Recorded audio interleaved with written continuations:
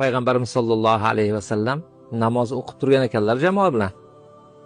Orqadan bir kishi Allohu akbar kabira valhamdulillahi kaseera va subhanallohi bukratan va asila debdi. Namoz tugagandan keyin Rasululloh sollallohu alayhi vasallam hozirgi gapni kim aytdi dedilar. Orqaga qarab. Desa, hali kishi menman debdi. Hayron qoldim degan ekanlar. Siz shu gapni aytganingizda osmon eshiklari ochilib ketdi dedilar. Nima degan bo'lsangiz ijobat bo'ldi dedilar. Bu voqeani aytib berayotgan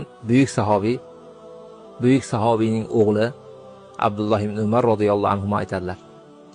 Payg'ambarimiz alayhisolatu vassalomdan shu gapni eshitganimdan beri mana shu duoni tark qilmayman dedilar.